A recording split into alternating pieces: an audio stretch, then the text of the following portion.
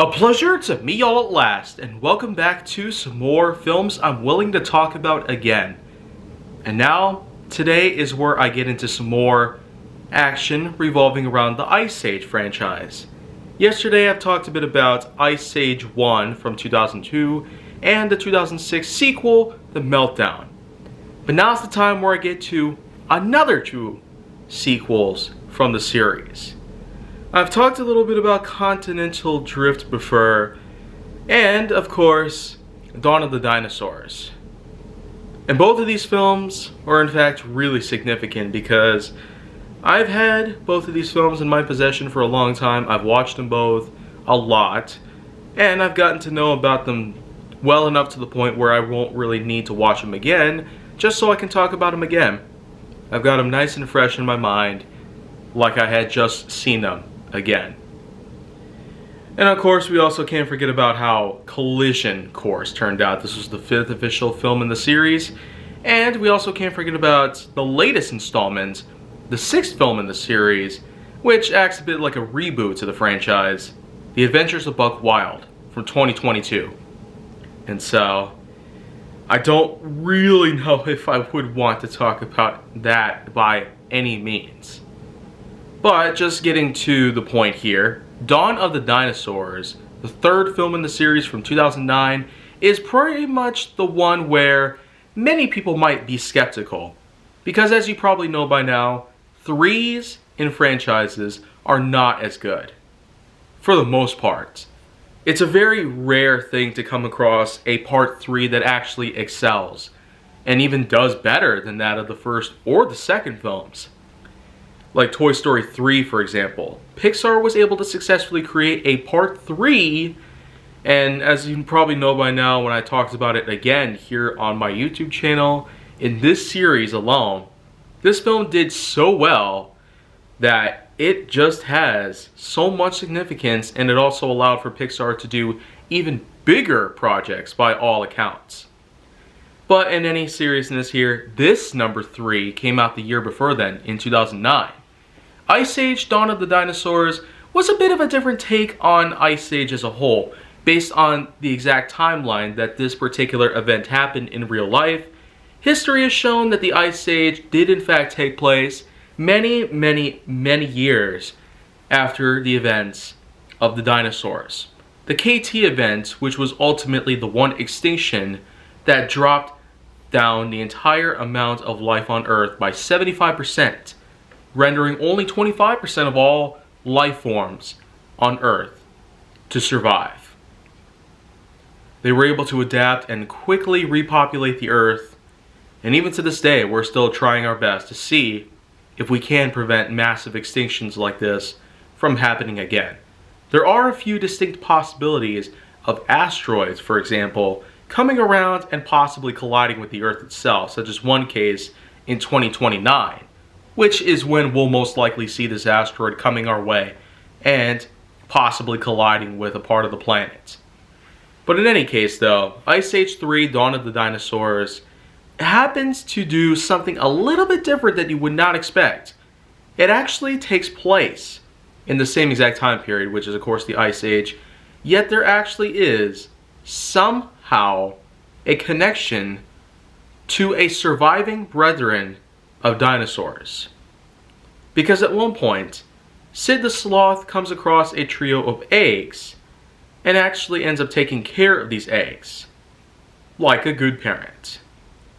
Sid eventually figures out that these eggs actually hatch into certain creatures he never saw before. And considering how John Leguizamo's performances go, I'd say at least in this instance is probably where I can respect the character a bit more than any of the other sequels, or just the whole franchise in general, because after part 3, or even before part 3, Sid the Sloth probably was not necessarily at the height of his character arc. But in any case though, he does have 3 baby dinosaurs that he now has to take care of. And these 3 cause some havoc, including one occasion where they all go visit a playground and they get into a little bit of pandemonium with the rest of the children in the area.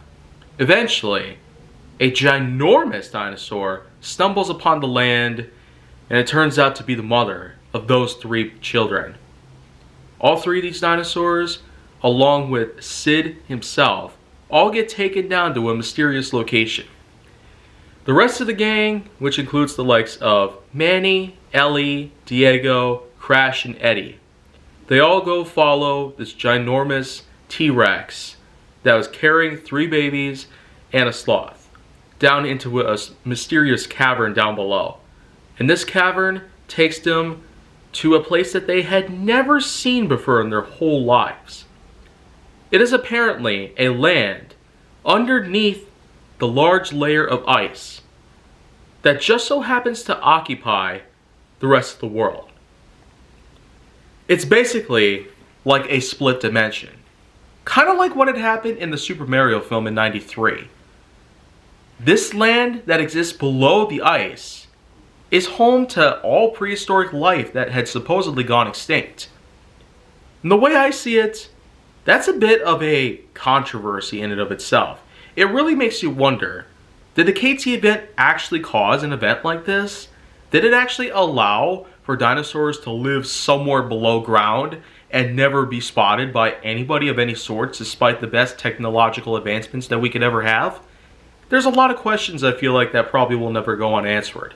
Even back then, I could never try and find a good answer to any of this, because that's just sort of the thing about pieces of fiction like this. A lot of people can make up a lot of stuff that they feel like would be necessary just to continue the plot and the story of the franchise in general. But at least for number 3 in the Ice Age series, it actually does excel.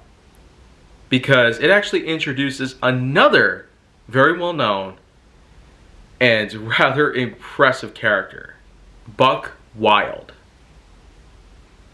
Buck, a swashbuckling meerkat with an eye patch and some pretty amazing weapons. So, I feel like that just more than makes up for a lot of the stuff you see here, alongside many of the other character interactions, like when Sid tries to reason with the Mother Rex, when she tries to eat him. Like, all that stuff was pretty funny and all. But you really gotta think about the biggest part of this whole entire thing. The biggest sort of effect that happens between the different interactions with the characters themselves. Ellie, the mammoth, is pregnant. Yeah. Let's just let that soak in for a moment, because after all, there are in fact some occasions where we do eventually get to a point in the franchise where the characters meet up at some point, they become friends, and they eventually become lovers. And they eventually have children of their own. And so, the story arc pretty much just carries on as far as it possibly could. And throughout all Ice Age based media that we've had so far, we've definitely seen a lot of things happen. But then of course you really gotta admit the biggest portions of the whole entire thing, the action scenes, and the many impressive feats that take place here and there. But the battles between the dinosaurs, the battles that go on between the characters themselves, from above ground of course, above the ice, and all the way up to the point where they eventually reunite with their old friend, Sid, who eventually takes part to leaving with them, heading back home. And of course we would eventually get to see Buck's arch nemesis, a large baryonyx looking thing called Rudy. And so, I feel like that is just more than enough to cover up on all of that, because as I said before, this one was one that I've watched a lot of times as a kid, and being 10 years old in 2009, all the way up to 23 in 2022, we've certainly come a long way since then, because time to talk a bit about the 4th film in the series. One that people thought was truly unnecessary, Continental Drift. And so, if you thought that the meltdown already proved to be quite significant in giving us a bit of a change to amping up the disaster level in the franchise itself, well, you could say that Continental Drift actually acts like the meltdown, but on steroids. Because instead of places that warm up, we have the entire world practically coming to an end in the Ice Age itself. Which is of course rather significant because after some time, the Ice Age, in real life of course, did eventually have to come to an end. And so, with the increasing temperatures that were taking place all over the planet, thanks to the core and whatnot, not to mention the sun, as the Earth would move in a bit closer towards what is now considered its true orbit between itself and the sun. This huge meltdown that takes place is even worse than the original meltdown that the gang themselves had encountered. Manny, Ellie, Crash Eddie, Diego Sid, as well as a new character which was introduced in the previous film known as Peaches. The third Mammoth, pretty much. They all end up in a pretty disastrous scenario, where they are now adrift on large icebergs, heading across the various oceans of the world. And so, you could consider this a bit of a seafarer's tale, if you will, because if Jaws wasn't enough, if the likes of all those other impressive films out there that take place out there in the sea, the Pirates of the Caribbean films and all that, if any of those don't seem to appeal to you just fine, then well, do be sure to hit up Ice Age Part 4, Continental Drift. It is a whole different paradigm shift. Of all things considered, I don't really know what else I could imply on this one because, as I've talked about Gravity before, this one kind of bears the same sort of problem. The point where it's too simple of an idea, and therefore the plot of it only goes so far. Though I do feel like that the character lineup is well done, and the casting was also nicely put together. Acting is also sort of on par with the rest of the franchise, and also the many character arcs, changes, and whatnot do get to settle in such a nice way. But a part 4 in a series, I mean, what else could I possibly say about it? I mean, let's just say Collision Course did something a little bit different than what we could have expected. But Continental Drift didn't necessarily have to go rip off of its own brethren, the meltdown. We already had a film explaining about a meltdown, and now we have to have another meltdown that causes enormous amounts of oceans to develop, to the point where ice begins to break off. And the characters are now trapped out there in the sea, pleading for mercy. So, if I have to highlight anything else in this one, I'm just not really sure how else I can do so, but in any case, I'm just not really into it. And considering how Collision Course had done, it was pretty clear that the series was doomed. And the Adventures of Buck Wild, of course, had literally sealed the coffin tightly. And with that in mind, I feel like that just concludes everything I need to tell you about with my point of view on the Ice Age franchise. Considering how long that it has been running, I mean, we do not need this many sequels. The only thing that would have made the franchise better for us was to not make any more films. Do not make another sequel. I'm serious. It's just like with all these other franchises. The MCU apparently has more than 20 films, and it's still flipping going. Like, wow. Could it ever get any worse? Sequels are so bad nowadays that you just cannot ever forget it. They don't deserve to be forgotten. They don't deserve to not be highlighted for how bad they are.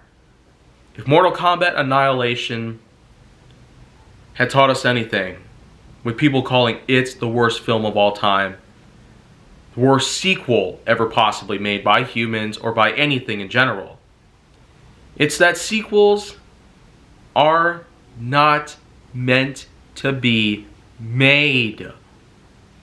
Yet somehow we can get dazzled at the same time. Some sequels apparently do better than the first. But it's only if you do it exactly right. If you want to make something good, it'll take a lot of time, a lot of preparation, great script work, great screenplay, impressive casting, and other astounding factors that you will have to have at all times. And That pretty much just cuts it. I'll be back here tomorrow with some different material, but if you want to see more go down on my channel, then make sure that you like, subscribe, comment, follow me on social media, and stay on the Hollywood side.